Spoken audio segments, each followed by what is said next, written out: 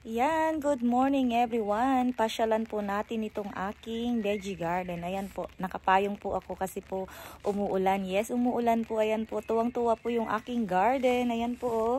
Ayan, ang lalaki na po nila. Ang dami ko pong tinanim.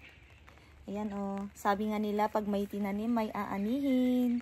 Ayan, so pasyalan natin yung bago kong tanim. Ayan, nabulol ako. Bago kong tanim, meron po ako ditong mga talong at saka okra. Ayan. So, bagong tanim ko lang po yan at napakaswerte nila kasi malamig. Malamig kasi syempre umuulan at meron din po ako doon sili. Ayan. Maganda po magtanim kasi po nakakasave po tayo sa ating mga gulay-gulay. Lalo na, ayan, namimiss po ng anak ko yung gulay po sa Pinas. Ayan, so, kaya naman po nagtanim po ako ng aking mga gulay sa bakuran. Ayan, oh. Mahilig po yan talaga yung anak ko ng vegetables. Ayan. Mas mahilig po yan siya sa gulay kaysa sa mga karne. Ayan. Mahilig po yan siya sa seafood. Ayan, the best. Seafood yan kasi lumaki po yan siya tabi ng dagat. Ayan. Saka syempre tabi ng dagat, kalsada, tapos bundok. Kaya naman seafood at saka vegetables po ang aming paborito. Ano? Ayan. So, tamang diskarte lang para makatipid. Ayan, buhay OFW. Ayan, buhay OFW. So, nandito nga po pala kami sa Australia. At ayan po, mahilig po talaga ako magtanim. Kaya naman po, ayan, nagtanim po ako ng mga gulay para po makasave. Ayan, at saka napaka-healthy. Para po hindi po kami ma-homesick sa mga pagkain po sa Pinas. Ano? Ayan po, ito yung bahay po ng aking garden. Ayan po. Ayan, mag-aaway-aaway na yan sila kasi ang dami nila. So, aayusin ko yan sila next week. Maglalagay ako ng ano nila kasi aakyat na yung kalabasa dito sa taas. At saka yung sitaw at yung iba pa. Ayan, habang maliit pa yan sila, lalagyan ko na yan sila ng akyatan nila para hindi po sila mahirapan. Ayan, akyat sila agad. Ayan. So, ayan po, oh. Nag-harvest na po ako dito ng aking gulay. Ito po, kung nakikita nyo po itong magandang kulay dito na purple at saka green. Ito po ay colitis o kalunay po sa Ilocano. Ayan, bigay po ni ate yung seedlings nito. Tapos yung iba po doon, kasi nagdala po ako ng seeds galing Pinas. Kalunay din po. Ito po, oh. Ito.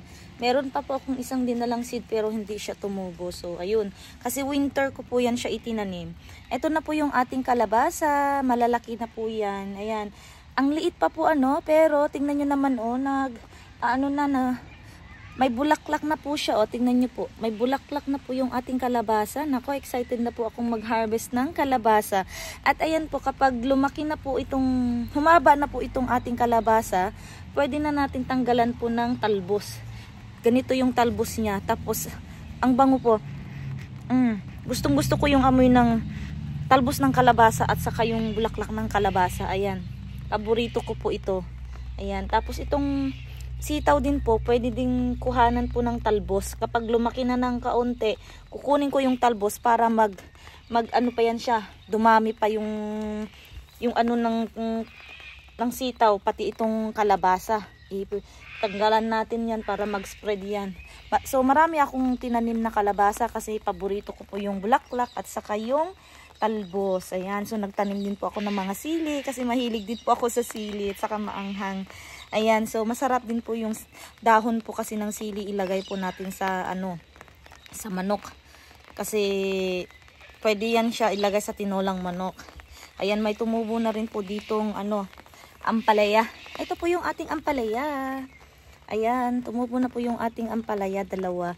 Marami po akong tinanim dito na ampalaya. Pero akala ko po kasi hindi na pa siya tutubo, kaya naglagay ako ng beans.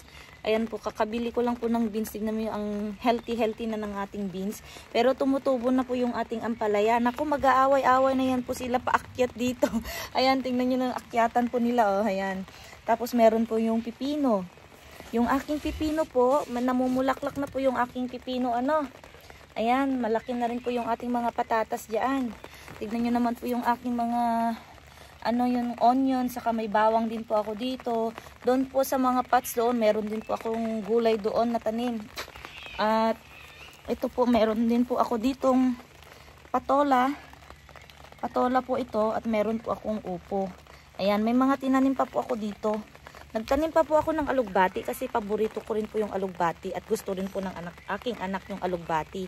Ayan, tapos meron po tayo ditong maraming mint. Ayan, masarap po gumawa ng mint sauce. Ayan. Tapos, tignan nyo naman po, ang daming kalunay. Ang ginagawa ko, tinatanggalan ko na lang po ng dahon-dahon yan. Kasi medyo, pag hindi ko na yan siya huhugutin. Ang gagawin ko po, palalaking ko na po ito. Tapos, tatanggalan ko na lang po ng dahon-dahon ganyan. Ayan. Paborito namin ng anak ko yung dahon po ng kalunay. Nasanay po kasi siya na mag-ulam po ng mga gulay-gulay. At ayun nga po, naghahanap po yan siya ng malunggay. Saan po kaya ako kukuha ng malunggay? Pero nakakabili po kami ng bunga ng malunggay po doon sa Wodonga, sa kapatid ko po.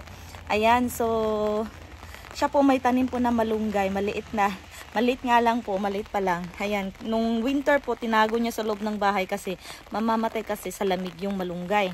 Ayan, so pwede ka naman bumili ng malunggay, pero kapag magtanim siguro, mahihirapan tayo kasi malamig pag winter.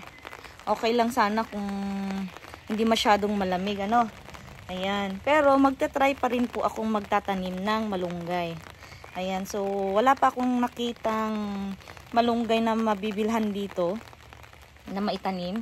Pero si ate may tanim siya. So, tignan natin kung mapalaki niya yung kanyang tanim, Tapos, yun, manghingi na lang tayo ng kahoy. Ayan. Tapos, yung nakilala ko po dito, meron din po siyang farm.